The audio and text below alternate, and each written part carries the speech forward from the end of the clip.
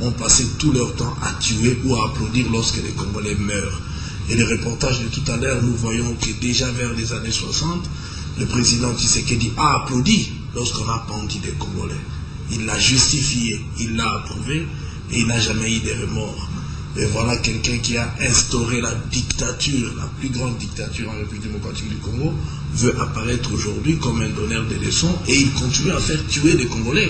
Et moi j'ai l'impression, et je crois que, sauf imprévu, puisque je n'ai jamais entendu le président Tshisekedi prononcer le nom de Dieu dans tout ce qu'il fait, et je suis sûr et certain que ce sont des maisons mystiques que certains ont eu l'habitude depuis la Deuxième République de fréquenter, qui chaque fois demandent des sangs des Congolais, que ces sangs puissent couler peut-être pour prolonger leur vie.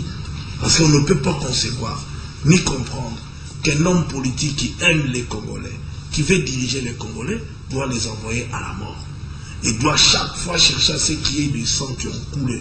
Aujourd'hui, les miens sont tombés, les miens sont blessés, et je pense que je demande aux jeunes, aux militants de l'IDPS, de faire très attention, puisqu'en face d'eux, c'est aussi des Congolais. Mais parce que, Francis Kalombo, vous encadrez aussi les jeunes au sein de votre parti politique, comment est-ce que vous le faites? Parce qu'il faudra le dire, nous constatons qu'il y a une intolérance politique. Oui, certes, de la part de l'IDPS, il faut le reconnaître que l'IDPS... Non, pas du tout de notre part. Il faut reconnaître, il faut appeler quelqu'un son nom. L'IDPS a ce qu'ils appellent des combattants, qui se baladent avec des cocktails Molotov, des machettes, des gens prêts à tuer, et ils ont mis ça en exécution aujourd'hui. Nous comptons des morts. Ils sont aujourd'hui armés. Il ne faut pas blaguer. Donc voilà des gens qui se réveillent le matin, qui ne pensent qu'à tuer. Et à tuer au nom de quelqu'un qui leur demande d'aller tuer. Donc aujourd'hui, le président Tshisekedi n'aime pas les Congolais. Ils aiment le Congolais. D'ailleurs, dans leur slogan, on dit le peuple d'abord, donc Tshisekedi d'abord. C'est d'abord lui qui doit se servir.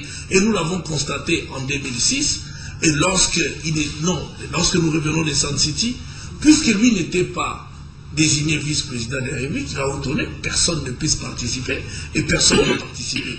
Et je crois que les Congolais doivent d'abord interroger l'histoire de la République démocratique du Congo pour comprendre que ce qu'ils vivent aujourd'hui, les méthodes n'ont pas changé.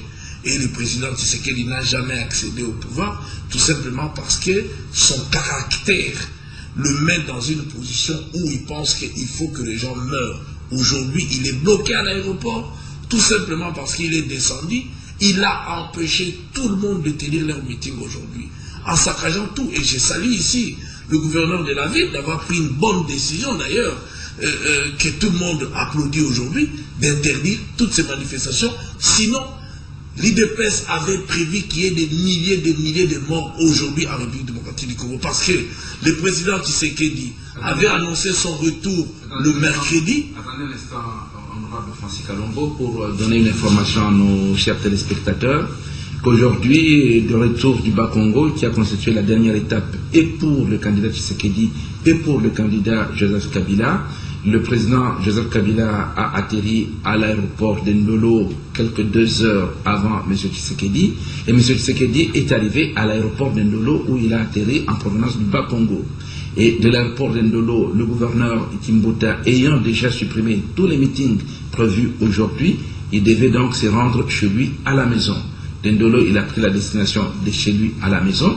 Mais au lieu de s'arrêter à la maison, M. Tshisekedi a préféré aller jusqu'à l'aéroport d'Ndjili. Motif, à partir d'Ndjili, communier avec sa base et faire une remontée vers le centre-ville, amener toute la foule avec lui, entrer des forces au stade de Martyr et y tenir un meeting.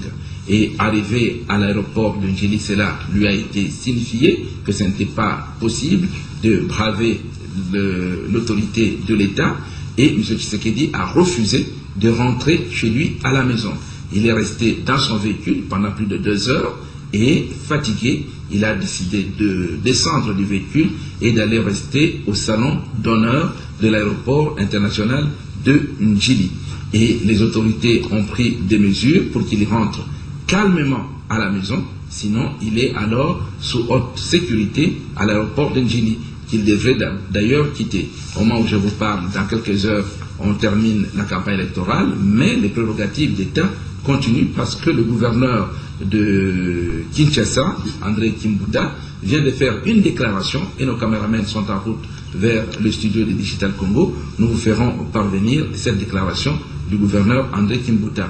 Et une décision aussi a été rappelée par la Commission électorale nationale indépendante, la CENI,